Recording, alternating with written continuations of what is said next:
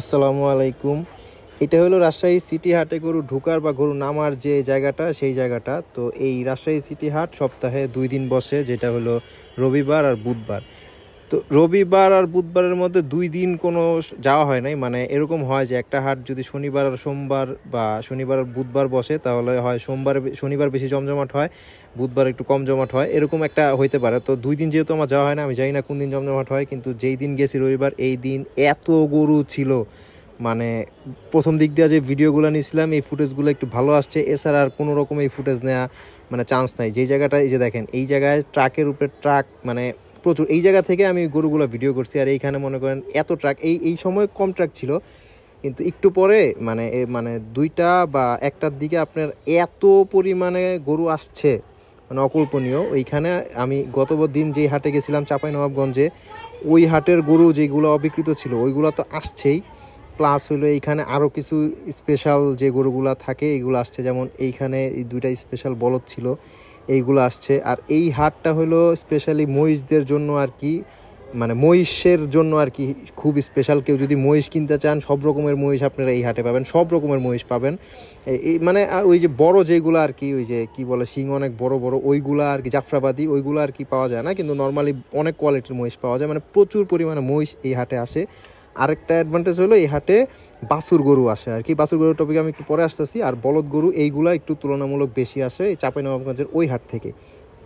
কিন্তু ওই যেই মানে ছোট বলদ যেগুলো আর কি, ওইগুলারে বলা হয় আবাল, আর এই সাদাগুলারে বলা হয় আর কি বুলডার। তো আবালগুলো আসে আর কি প্রচুর। আর ওই হাটে শাহিওয়াল, এই ভালো ভালো জাতের ষাঁড় গরু খুব কম আসে। এই হাটে অনেক বড় বড় রেডিমেড গরু আসে। কিন্তু এর মাঝখানে আমি আর কি কিছু এই যে লাম্পি স্কিন ডিজিজ যেটা গরু, এই ওই গরুগুলো দেখছি মোটামুটি আপনার 7 থেকে 8টার মতো আর কি। তো এই জিনিসটা ভালো লাগে নাই। কিন্তু এইখানে আপনার মানে হাট তো আসলে কুরবানি রিলেটেড হাটটা বেশি জমজমাট হয় না, যেমন আপনার গাই গরুর আর হলো অস্ট্রেলিয়ান মাংসের গরু যেগুলা, ওই হাটগুলা বেশি জমজমাট হয় আর কি তুলনামূলক, মানে কুরবানির পশুর তুলনায়। এরা সারা বছরই, ঠিক আছে, আপনার গাই গরু যেখানে দুধের গরুগুলা বিক্রি করে ওইখানে গিয়ে দেখবেন সব সময় ভিড়। হজরতপুর যান, গাবতলী যান, মানে গাবতলীতে তো বিক্রি করে না, মানে যেই সব হাটে আর কি ওই গরুগুলো বিক্রি করে ওইখানেই বেশি ভিড় থাকে, এইখানে তুলনামূলক কম থাকে। আর মাংসের গরুর দিকে মোটামুটি ভিড় থাকে আর কি। আরেকটা যেটা বললাম, এই হাটে ওই বাছুর গরু পাওয়া যায় প্রচুর পরিমাণে। যারা বাছুর গরু কিনতে চান, বাছুর গরুর কাহিনীটা হইলো, সব বাছুর গরু তো আর 800-1000 কেজি হবে না।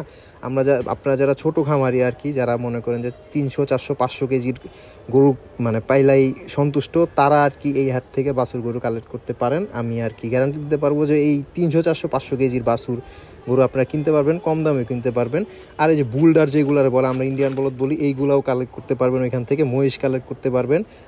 ষাঁড় গরু যেগুলো রেডিমেড, ওইগুলা কালেক্ট না করলেও হয় আর কি, কারণ ওইগুলা রেডিমেড গরু আসলে বিক্রি করে আপনারা মজা পাইবেন না আর কি, বড় বড় খামারিরা মজা পাইবে। আমি ছোট খামারিদের কথা বলতেছি, বড় বড় খামারিরা এইসব হাটে যায়ও না।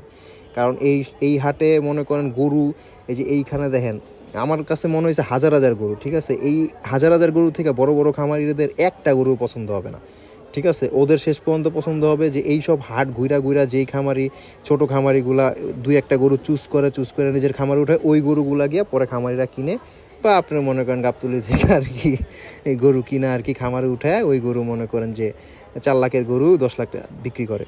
বাছুর গরুর কথা বলতেছিলাম, এইখানে অনেক বাছুর গরু আছে আর কি। তো এই হাটে প্লাস পয়েন্ট আছে। এরপরে আপনার হানিফের যে একটা কালাভুনা আছে, ওইটাও আছে।